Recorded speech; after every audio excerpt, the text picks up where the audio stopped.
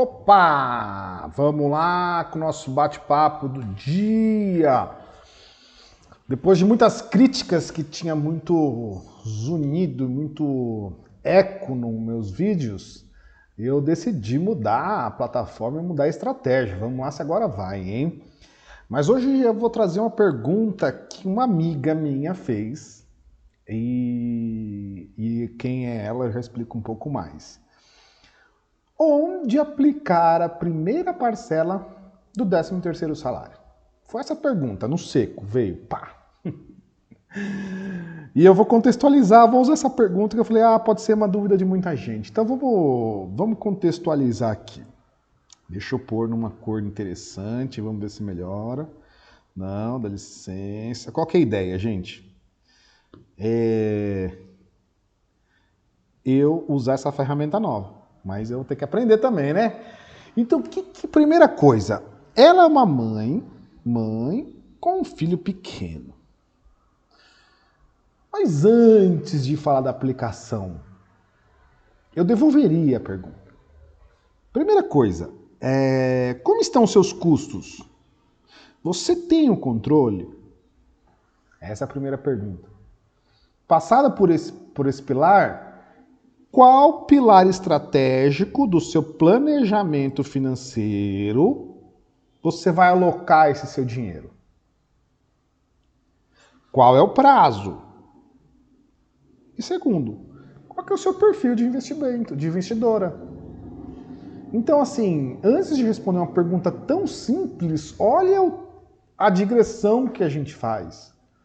Por quê, gente? Eu acho que o papo de hoje é muito nesse sentido. Porque antes de falar do produto em si, a gente tem que compreender comportamento, momento e estratégia. Então, assim, eu diria, parafraseando um ex-chefe meu, estratégia, estrutura de investimentos e produtos.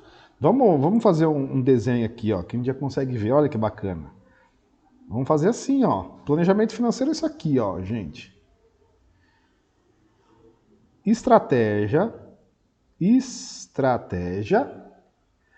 estrutura. Podemos falar que essa estrutura seria o desenho da carteira e, por último, produtos. E a gente vai entrar mais no detalhe. Por que desenho de carteira? Por que desenho de estrutura? Porque carteira descorrelacionada, ativos descorrelacionados, a gente tudo vai falar ao longo dos dias, tá? Mas, primeira coisa, quando a gente fala de se você tem um controle, é importante ter, para saber onde você vai alocar cada um dos seus investimentos. Então, o que são os pilares, o segundo ponto? Depois que você tem o controle, depois que você tem onde você está posicionado, o seu ponto de vista, o seu nível de vida, você compreende isso, você consegue determinar os próximos passos. Primeiro lugar, antes de falar de investimento, gerenciamento de risco. É uma coisa que muito pouca gente fala em investimento. Tá, você está investido, mas a sua família, a sua renda já está protegida? E sim, gente, estamos falando em seguro em vida. Seguro em vida, tá? Quando a gente fala de realização de projetos e maximização de ganhos, nós estamos falando de pilares estratégicos. Nós estamos começando a entrar na questão de pilares estratégicos. Tá ficando complicado, mas daqui a pouco eu fecho isso, então fiquem tranquilos. E para finalizar, você tem o terceiro grande pilar, que é aposentadoria e sucessão patrimonial, que esse seguro também vai conversar um pouquinho aqui, tá? Mas por que voltou tanto atrás? Porque varia, gente, varia. Primeiro, a partir do momento, vamos lá. Primeiro, eu tenho o controle. Se eu tenho controle, eu sei quanto eu preciso. Quanto preciso para viver. Meu aluguel, meus custos, os mercados, tal, beleza. Sabendo disso, eu defino minha reserva emergência.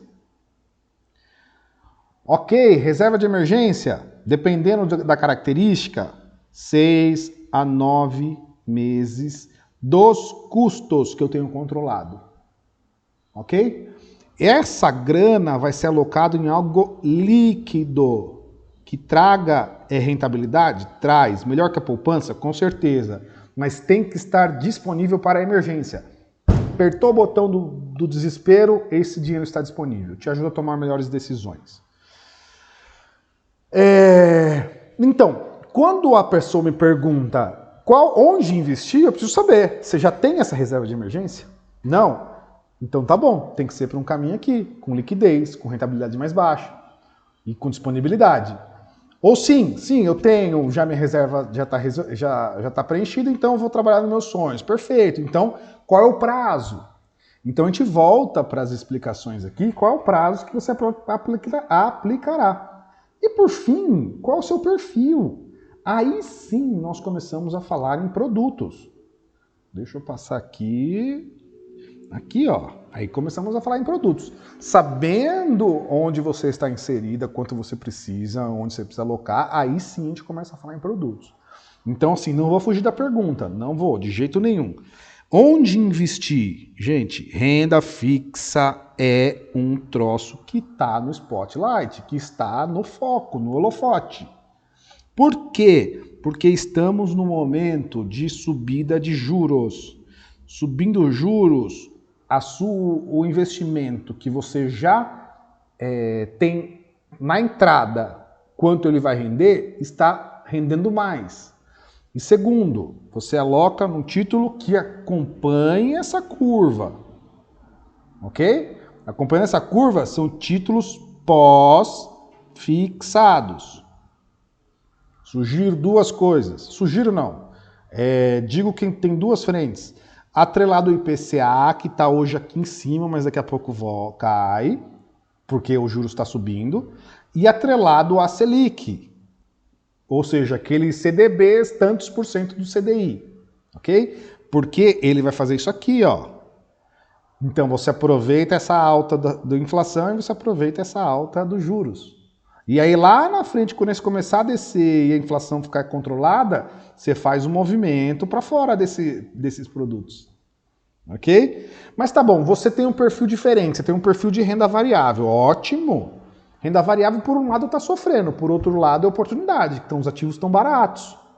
Então, sim, você tem uma atratividade de entrada em ações e fundos imobiliários. Então também faz sentido. Fundos, quando a gente fala em fundos, pode ser? Pode, com certeza. Porque fundos têm diferentes estratégias e alguns deles consideram parte investimento em renda fixa, parte investimento em renda variável. Então, via fundos, você consegue trabalhar nos dois, com tranquilidade. Você terceiriza ou você delega a um gestor de fundos capacitado de buscar a rentabilidade do seu dinheiro. E lembre, gente, todos os fundos têm uma meta, eles têm um target. Então é importante saber qual que é o target. Se é CDI mais 5% ao ano, se é Standard Poor's mais 1, enfim. E além do mais, você tem investimento no mercado internacional.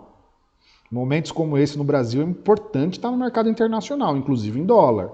E proteção, pessoal, proteção. Seguro de vida tem um vídeo falando sobre isso, explicando que é o básico do básico do básico. Sua família precisa disso. E lembrando da minha querida amiga que falou aqui, filho pequeno, precisa de um seguro de vida bom, ok? Esse é o vídeo de hoje, espero que vocês tenham gostado e nas próximas a gente continua nessa. Um abraço, tchau!